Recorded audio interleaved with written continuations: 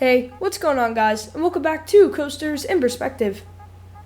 This video is my top 15 roller coasters that I have ever ridden.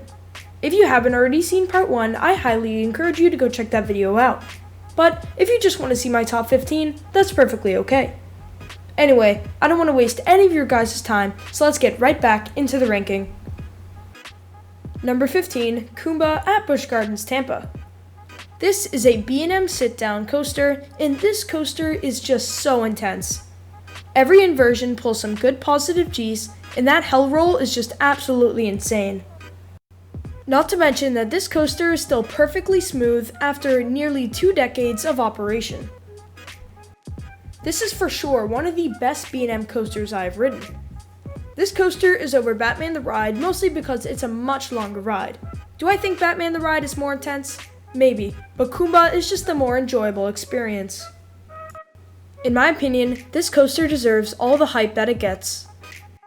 Staying in Tampa Bay, Florida, we have Shikra at Busch Gardens, Tampa. This ride is just a blast from start to finish, and I cannot get enough of those dive coaster drops. Plus, the view you get from the top of the lift hill is just gorgeous. Both drops give some great airtime, especially with those regular over-the-shoulder restraints. If this coaster gets refitted with vest restraints, I would be so sad, because the regular restraints it has now are just so much better. But other than the 2 drops, the inversion that it has is very graceful, and the turn right after the inversion is very forceful.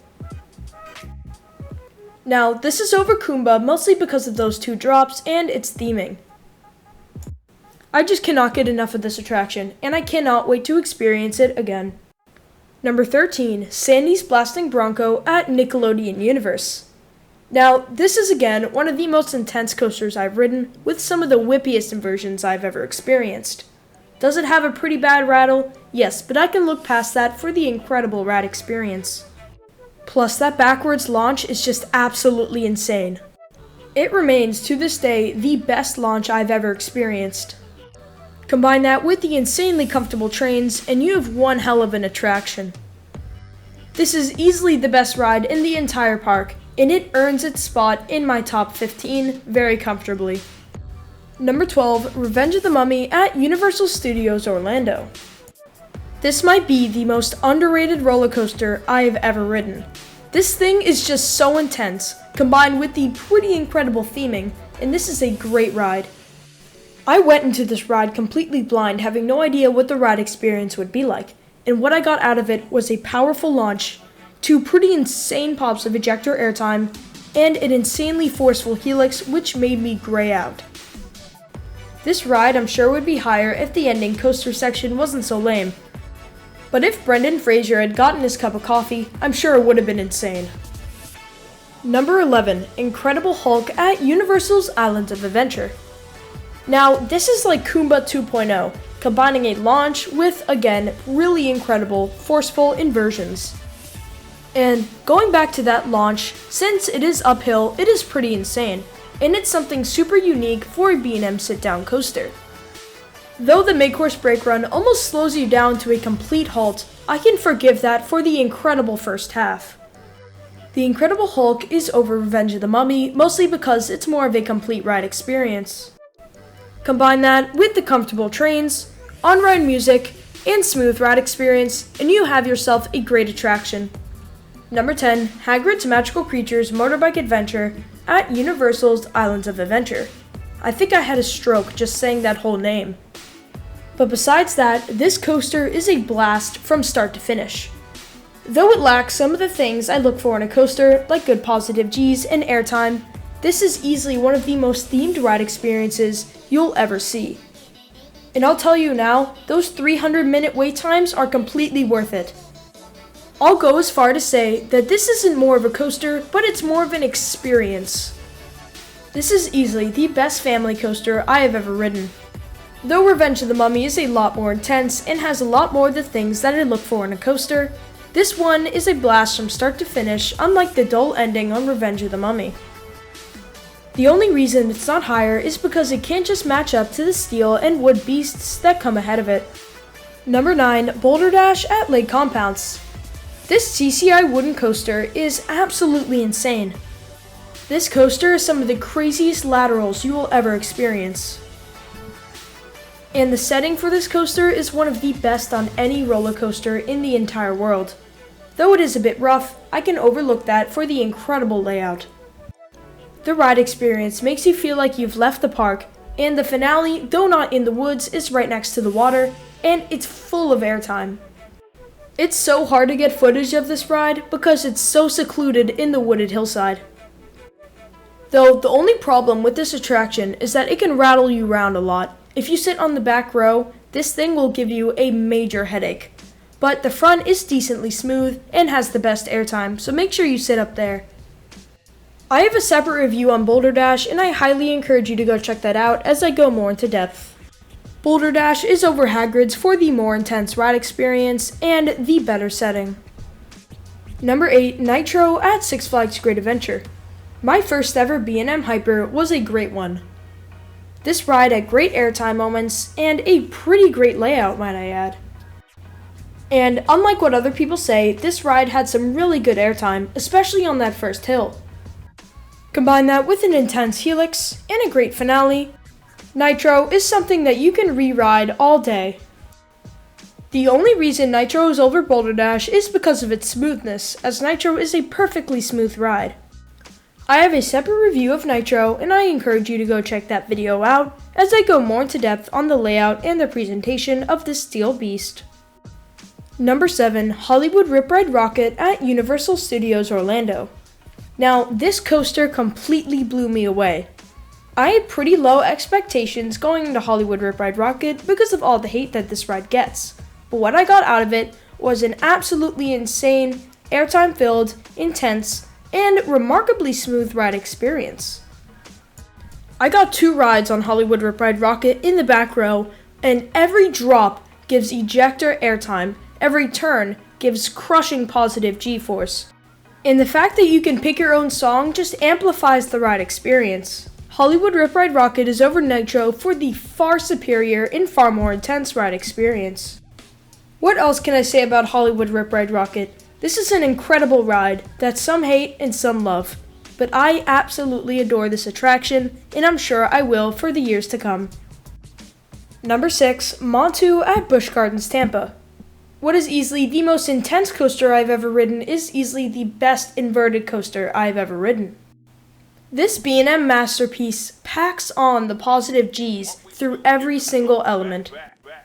You do all of this while diving through well-themed trenches, and that is something, again, that I love about this coaster. It increases the ride's sense of speed. The best 3 elements on the ride for me is that 0G roll, Batwing, and how could I forget about that ending corkscrew? It is just so whippy and intense, it is my highlight of the ride. Combine that with the fact that Mantu is perfectly smooth and is perfectly re-rideable. Though I do love Hollywood Rip Ride Rocket, I just had to give the slight edge to Mantu. I just love the pure fun intensity that this attraction has to offer. I got 6 rides on Mantu, and watch out for a review coming soon because there certainly will be one for one of my all-time favorite coasters. Number 5, Superman the Ride at Six Flags New England.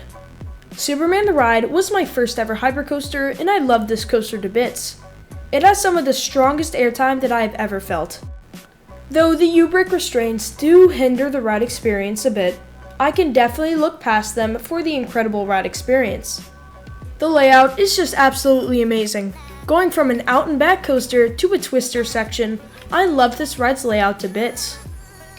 Now, Superman ranks over Mantu mostly because of the power and quantity of its airtime, and that is something that Mantu can't really stack up to.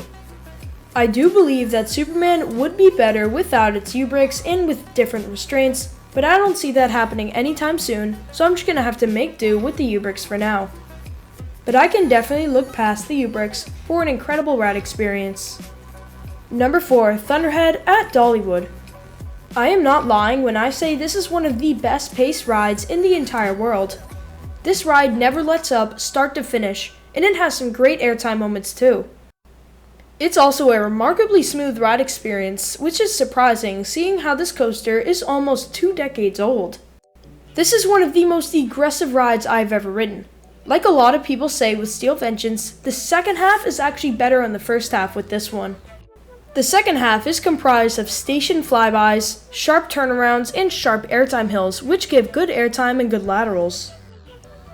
Thunderhead ranks over Superman mostly because of its more comfortable ride experience. Combine that with the fact on how this coaster just took me off guard so much.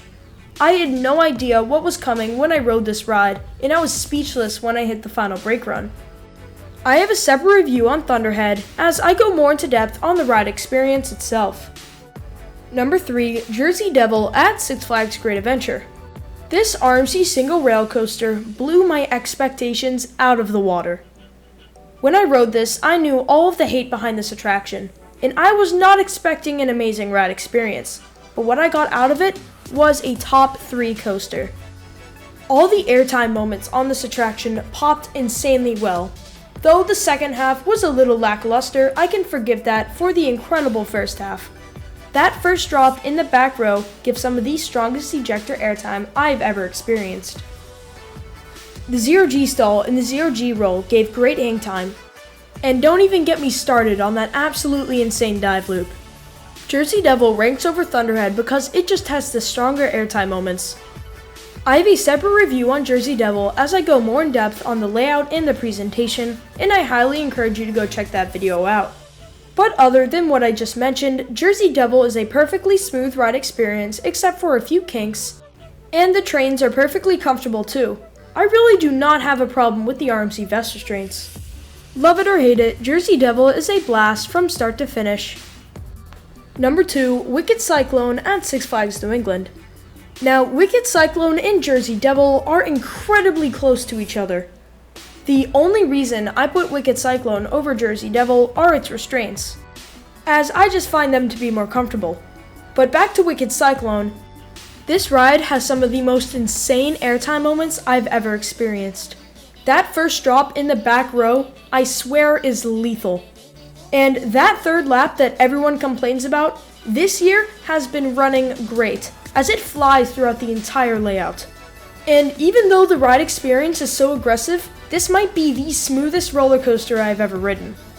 What else can I say about Wicked Cyclone? But this is an elite RMC that gets slept on too much. Number 1, Wildcat at Lake Compound. No, I'm just joking. This ride can go die in a hole. Okay, sorry for the ASMR, but the real number 1 is Velocicoaster at Universal's Islands of Adventure. Wow, that is my only words for Velocicoaster.